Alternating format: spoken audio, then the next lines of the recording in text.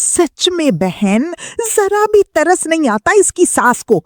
इस झुलसाती गर्मी में भी बहू से इतना काम करवाती है। ऊपर से देखो कैसे उल्टियां हो रही हैं बेचारी को, हालत ही खराब लग रही है।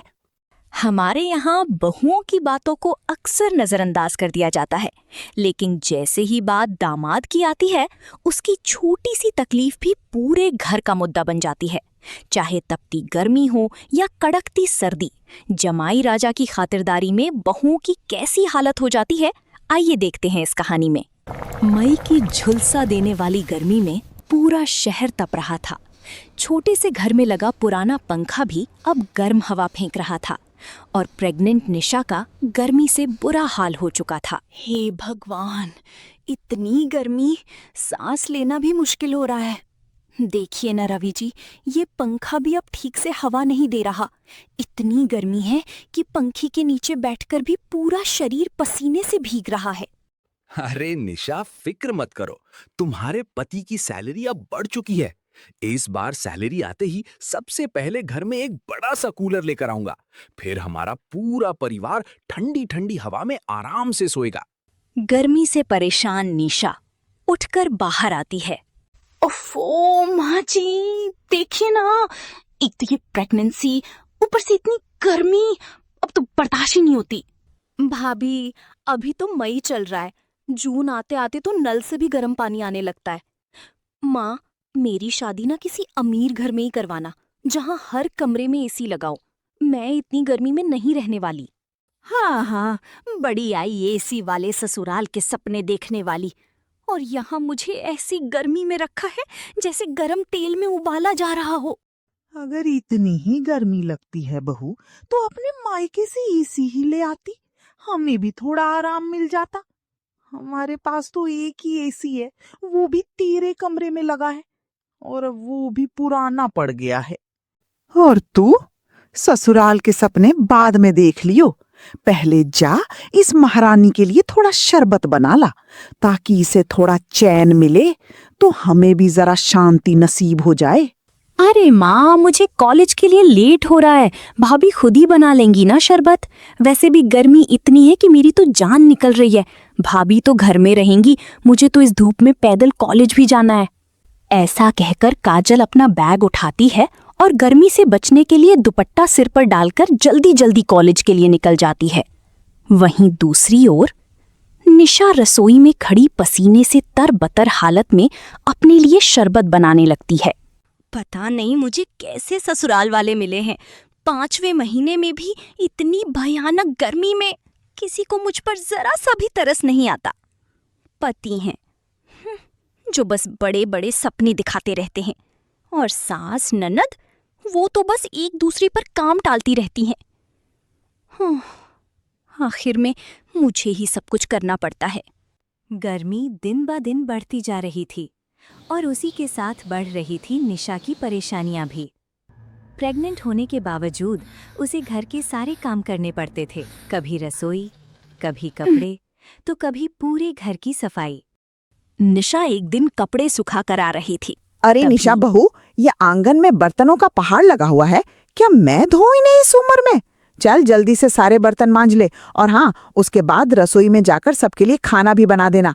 रवि आने वाला होगा, उसे टाइम पर गरम गरम रोटियां चाहिए, और काजल के लिए अलग से ठंडी लस्सी भी बना देना। इतनी गर्मी में बच्ची कॉलेज से थक कर आएगी।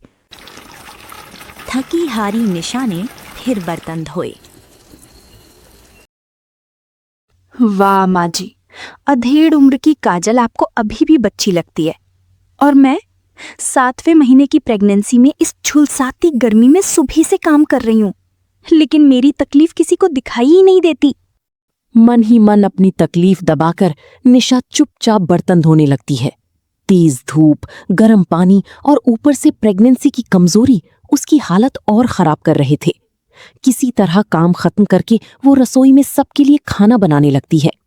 गरम चूल्हे के सामने खड़े खड़े अचानक उसे घबराहट होने लगती है। उसका सिर चकराने लगता है। ये अचानक क्या हो रहा है मुझे?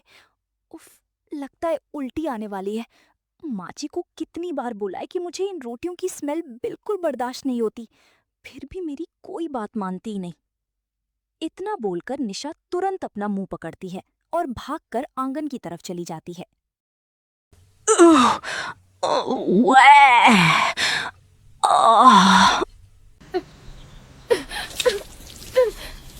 निशा को आंगन में उल्टियां करता देख उसी समय पड़ोस की औरतें गंगा और यमुना वहां से गुजर रही होती हैं। उसकी हालत देखकर दोनों वहीं रुक जाती हैं। अरे अरे यमुना, ये तो शकुंतला की बहू है ना? हाय दैया, ये तो पूरे 8वें महीने में लग रही है और बेचारी से इतना काम करवाया जा रहा है। देख तो कैसी हालत हो गई है गर्मी में। सच में बहन, जरा भी तरस नहीं आता इसकी सास को। इस झुलसाती गर्मी में भी बहू से इतना काम करवाती है। ऊपर से देखो कैसे उल्टियां हो रही हैं बेचारी को, हालत ही खराब लग रही है। पड़ोसन गंगा और यमुना को बातें करते देख और उनकी आवाज सुनकर शकुंतला गुस्से में भरी हुई तुरंत बाहर आ जाती है। अरे गंगा यमुना, तुम लोग क्या मेरी बहू को भड़का रही हो? थोड़ा बहुत काम कर लेगी तो कौन सा आसमान टूट पड़ेगा? हमारे जमाने में औरतें पूरे पूरे घर संभालती थी, खेतों में काम करती थी, तब जाकर बच्चे पैदा होते थे। तुम लोग क्या अपना जमाना भूल गई हो? अरे शकुंतला, हमें भी अपना जमाना याद है, लेकिन आजकल की बहुएं उस हिसाब से नहीं चल पाती। थोड़ा तरस खा अपनी बहू पर, 8वें महीने में है बेचारी। बाकी हमें क्या, तेरी बहू रे, तुझे जैसा ठीक लगे वैसा कर। ऐसा कहकर गंगा और यमुना वहां से चली जाती हैं। और बहू, अब यहाँ खड़ी खड़ी क्या सुन रही है? चल जा, बाकी के काम भी निपटा। घर के काम अपने आप नहीं होंगे। कुछ दिन और बीत जाते हैं। गर्मी अब पहले से भी ज्यादा बढ़ चुकी थी। एक दोपहर निशा थोड़ी देर के लिए कमरे में लेटकर आराम कर रही थी। तभी काजल तैयार होकर कमरे में आती है। भाभी सुनो ना, आज मेरी फ्रेंड घर आने वाली है, तो हमारे लिए छोले भटूरे बना देना ना, बहुत दिनों से खाने का मन कर रहा है। क्या काजल, इतनी भयंकर गर्मी में छोले भटूरे? यहाँ रसोई में खड़े होते ही ऐसा लगता है जैसे आग के सामने बैठ गए हों, और तुमको ऐसे मौसम में छोले भटूरे खाने हैं? तो क्या हुआ भाभी, गर्मी अपनी जगह और छोले भटूरे अपनी जगह। वैसे भी इतने दिनों बाद मेरा कुछ अच्छा खाने का मन किया है, और मेरी फ्रेंड रागिनी को भी आपके हाथ के छोले भटूरे बहुत पसंद है। हे भगवान, इन लोगों को तो मुझ पर जरा सी भी दया नहीं आती। और ये काजल, भगवान करे इसकी जल्दी से शादी हो जाए, फिर पता चलेगा गर्मी में रसोई क्या होती है। किसी तरह निशा छोले भटूरे बनाकर तैयार करती है। वो फिर आंगन में पड़े बर्तन धोने चली जाती है। लगातार काम की वजह से अचानक उसका सिर घूमने लगता है। ये मुझे क्या हो रहा है? हे भगवान, मुझे इतने चक्कर क्यों आ रहे हैं? अचानक उसके हाथ से बर्तन नीचे गिर जाते हैं। माँ जी, जी। माँ, जल्दी आओ, भाभी गिर गई। माँ! निशा, ये क्या हो गया इसे? निशा, आंखें खोलो, देखो मैं आ गया। मैंने कितनी बार कहा था इतनी गर्मी में इससे इतना काम मत करवाओ, लेकिन आप लोगों ने मेरी एक नहीं सुनी। ये प्रेग्नेंट है माँ, कोई मशीन नहीं जो सुबह से रात तक बस काम करती रहे। हाय दैया, बेटा हमें क्या पता था बहू की हालत इतनी बिगड़ जाएगी। आज सुबह तो बिल्कुल ठीक थी। अब तो ये सब छोड़ और जल्दी से एम्बुलेंस बुला। बहू का आखिरी महीना चल रहा है, इसे तुरंत अस्पताल लेकर जाना पड़ेगा। डिलीवरी के बाद काफी देर तक ऑपरेशन थिएटर का दरवाजा नहीं खुलता। बाहर रवि, शकुंतला और काजल घबराए हुए बैठे होते हैं। तभी अचानक डॉक्टर बाहर आती हैं। उनके चेहरे पर चिंता साफ दिखाई दे रही होती है। डॉक्टर साहब, निशा और बच्चा ठीक तो है ना? देखिए, फिलहाल माँ और बच्चा दोनों ठीक है, लेकिन दोनों की हालत काफी कमजोर है। खासकर माँ के शरीर में बहुत ज्यादा कमजोरी और पानी की कमी है। ऐसा लग रहा है कि इन्होंने प्रेगनेंसी के आखिरी दिनों में बहुत ज्यादा काम किया है और शायद सही से आराम और खाना भी नहीं मिला। उसी का असर बच्चे पर भी पड़ा है। ये सुनने के बाद रवि की आंखों से आंसू रुकने का नाम ही नहीं लेते। वो कांपते कदमों से निशा और अपनी बच्ची से मिलने कमरे की तरफ चला जाता है। निशा को जैसे ही पता चला कि सास और ननद बच्चे को देखने तक नहीं आई, उसका दिल बुरी तरह टूट गया और गुस्से में वो अपने पति से मुंह फेरकर चुपचाप लेट गई। इधर कॉलेज के बहाने काजल का अफेयर चल रहा था। धीरज, हमारे रिश्ते को पूरे 8 महीने हो गए हैं और अब तो मेरा कॉलेज भी खत्म होने वाला है। बताओ ना, तुम मेरे घर वालों से मिलने कब चलोगे? वरना मम्मी मेरे लिए कोई और लड़का ढूंढ देंगी। हेलो, मैं तुमसे ही बात कर रही हूँ। हाँ हाँ बेबी, मैं सुन रहा हूँ। देखो, मैं तुम्हारे घर चल सकता हूँ, लेकिन फिर तुम मेरे घर वालों से मिलने की जिद मत करना, क्योंकि वो लोग तो दुबई में रहते हैं ना, तो मैं तुम्हें उनसे नहीं मिलवा सकता, और उन्हें मुझसे ज्यादा बिजनेस की फिक्र रहती है। वाओ भगवान जी, क्या बॉयफ्रेंड मिलाया है। एक तो स्मार्ट है और ऊपर से दुबई की बिजनेस फैमिली भी। वाओ, मजा ही आ गया। अब तो मेरी ऐश ही ऐश है। काजल अपने मन में यही सब सोच रही थी और उधर उसका बॉयफ्रेंड ये सोच रहा था, सही है, शादी भी हो जाएगी, रहने के लिए इसका घर भी मिल जाएगा और आराम से गुजारा भी चलता रहेगा।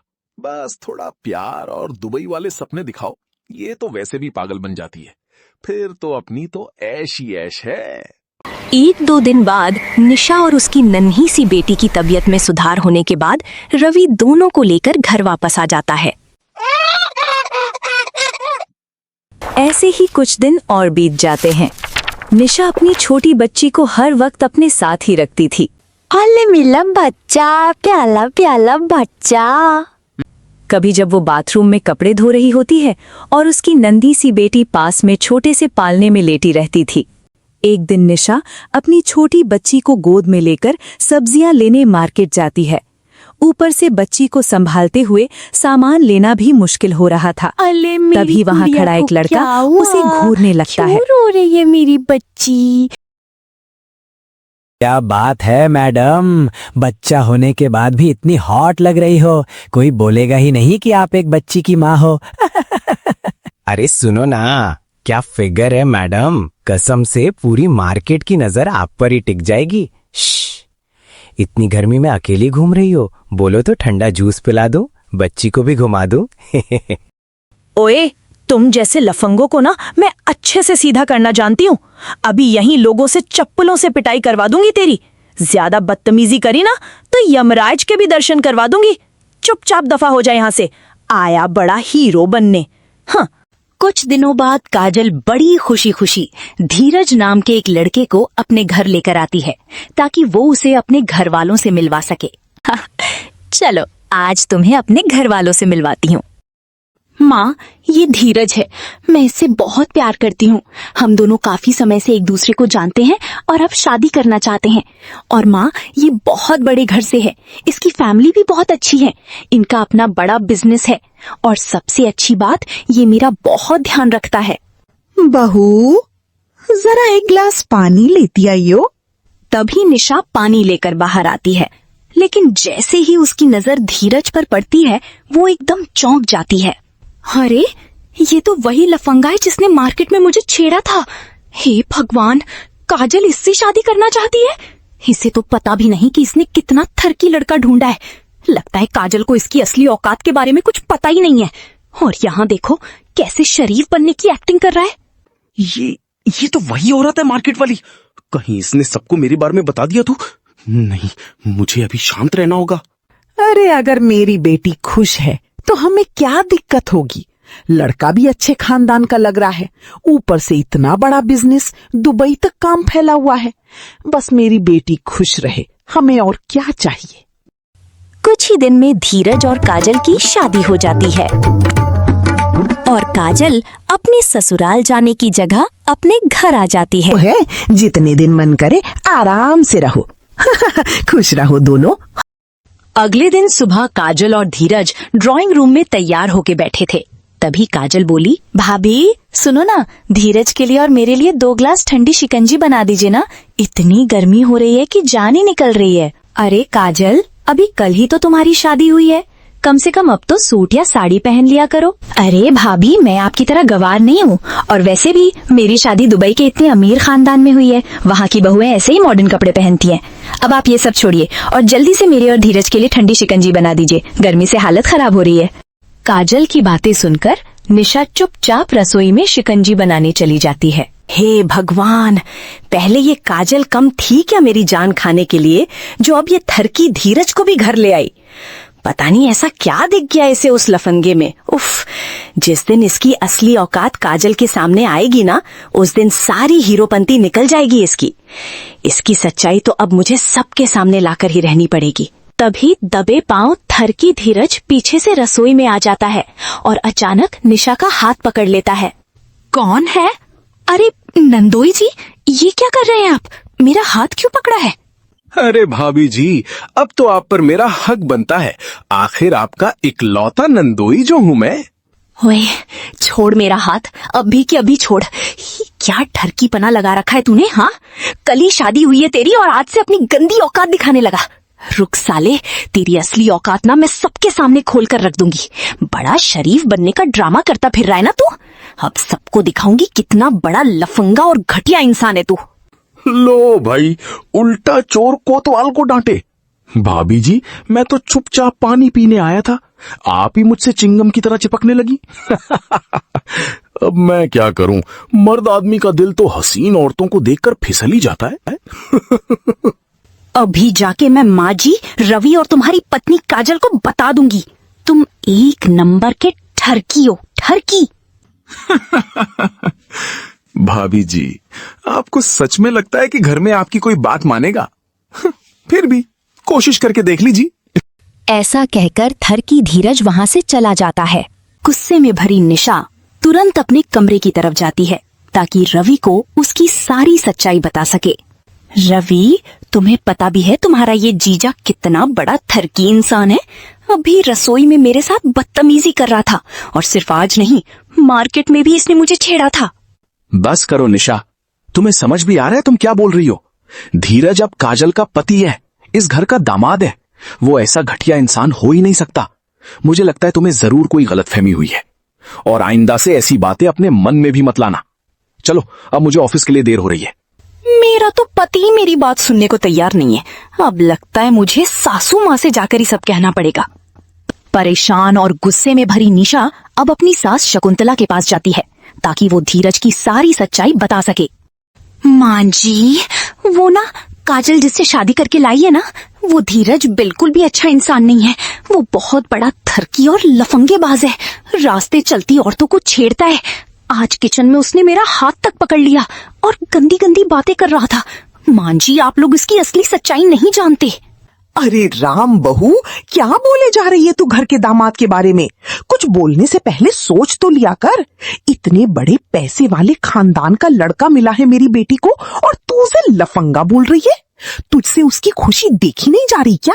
हर वक्त मुंह फुलाकर घूमती रहती है, अब मेरी बेटी का घर भी तोड़ना चाहती है। कान खोलकर सुन ले, आइंदा मेरे दामाद के बारे में एक शब्द भी गलत बोला ना तो मुझसे बुरा कोई नहीं होगा। अब चुपचाप जा और दामाद जी के लिए अच्छे अच्छे पकवान बना, घर का जमाई है वो। हे भगवान, इस थरकी धीरज पर तो इन लोगों ने आंख बंद करके विश्वास किया हुआ है। अब लगता है मुझे डायरेक्ट काजल से ही बात करनी पड़ेगी। काजल, ये धीरज ना बिल्कुल सही इंसान नहीं है, वो बहुत थरकी है। उसने मेरे साथ भी बदतमीजी की है। मैं बस चाहती हूँ कि तुम उसकी सच्चाई जान लो। बस भाभी, मुझे समझ आ रहा है आपको दिक्कत क्या है। आपसे मेरी खुशी देखी ही नहीं जा रही। आपको जलन हो रही है ना कि मेरा ससुराल इतना अमीर है, दुबई वाला है और मुझे इतना अच्छा पति मिला है, इसीलिए आप बार बार धीरज के खिलाफ मेरे कान भरने की कोशिश कर रही हो। काजल, मेरी बात तो सुनो। तुम्हें क्या लगता है मुझे धीरज से जलन हो रही है? अरे उसके पैसे देखकर मैं बेहोश नहीं होने वाली। तेरी आंखों पर इस थरकी ने प्यार की ऐसी पट्टी बांध रखी है ना कि तुझे इसका असली चेहरा दिख ही नहीं रहा।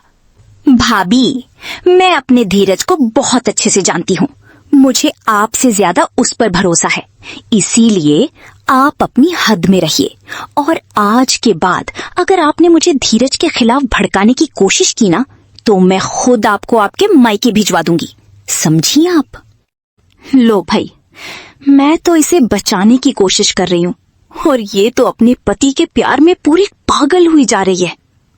इसे सच सुनना ही नहीं है, लेकिन अब तो इसे अपनी आंखों से सच दिखाना ही पड़ेगा।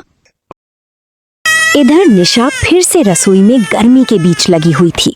धीरज के लिए एक नहीं 4 पकवान बना रही थी, जबकि उसकी छोटी बच्ची लगातार रो रही थी। लेकिन ना उसकी सास बच्ची को संभाल रही थी और ना ही काजल को कोई फर्क पड़ रहा था। इस बार निशा अपने निकट्टू नंदोई धीरज की सच्चाई सबके सामने लाने का फैसला कर चुकी थी। उसकी हरकतों का सबूत जुटाने के लिए उसने पहले ही चुपके से किचन में अपना फोन रिकॉर्डिंग पर रख दिया था। तभी रसोई में उसका निकम्मा नंदोई धीरज धीरे धीरे चुपचाप पीछे से आता है और अचानक उसे हग कर लेता है। अरे भाभी जी, क्या बात है, आज तो और भी ज्यादा खूबसूरत लग रही हो। सच बताऊं, काजल से शादी तो हो गई, लेकिन दिल को कहीं और ही अटका हुआ है। अरे हट, दूर हट मुझसे निकम्मे, तू तो बिल्कुल हाथ धोकर मेरे पीछे ही बढ़ गया है। शर्म नहीं आती तुझे? अरे भाभी जी, रहने दीजिए ना, क्या ही फर्क पड़ता है। शादी तो हो गई है, लेकिन दिल तो आपके साथ हनीमून मनाने का कर रहा है हमारा। तेरा हनीमून ना सीधे जेल में मनवाऊंगी मैं। तू रुक जा, तेरी असलियत तो सबके सामने लाकर ही रहूंगी। छोड़ मुझे, छोड़, ना मर्द कहीं के, छोड़। अरे जा रहा हूं भाभी जी, इतना गुस्सा क्यों होती हो आप? ये कहकर धीरज वहां से चला जाता है। कुछ देर बाद निशा सबको आवाज लगाती है। रवि, माँ जी, काजल, आप सब लोग जल्दी बाहर आइए, अभी और इसी वक्त। अरे भाभी, क्या हो गया आपको? ऐसे क्यों चिल्ला रही हो? अरे बहू, क्यों पूरा घर सिर पर उठा रखा है? ऐसे कौन चिल्लाता है? मेरा तो डर के मारे कलेजा मुंह को आ गया। आखिर हुआ क्या है? माँ जी, आपको ना मेरी बात पर जरा सा भी विश्वास नहीं हुआ ना? सबको लगा मैं ही झूठ बोल रही हूँ, लेकिन आज मैं इस निकट्टू धीरज की पूरी असली औकात सबके सामने खोलकर रख दूंगी। बड़ा शरीफ और संस्कारी बनने का ड्रामा करता फिर रहा था ना ये, अब देखिए इसकी गंदी सच्चाई। निशा सबके सामने फोन चला देती है। रिकॉर्डिंग में धीरज की सारी गंदी बातें साफ सुनाई देने लगती हैं। सुनते ही सबके होश उड़ जाते हैं। काजल, ये धीरज तुम्हें इतने दिनों से बस सपने बेच रहा था।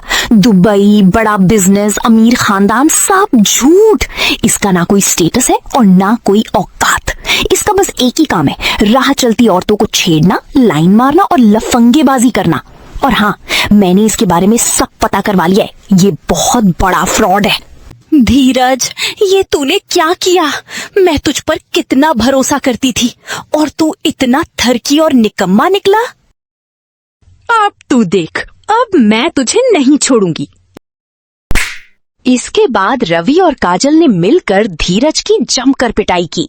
तभी काजल और शकुंतला शर्मिंदा होकर, हमें माफ कर दो, आपने कितनी बार हमें सच बताने की कोशिश की, लेकिन हमने आपकी एक नहीं सुनी। मैं तो उस निकम्मे पर आंख बंद करके भरोसा करती रही। बहू, हमने तेरे साथ बहुत गलत किया। तेरी प्रेगनेंसी में भी तुझसे इतना काम करवाया, ऊपर से तेरी बातों पर भरोसा भी नहीं किया। हमें माफ कर दे बहू। छोड़िए माँ जी, जो होना था वो हो गया।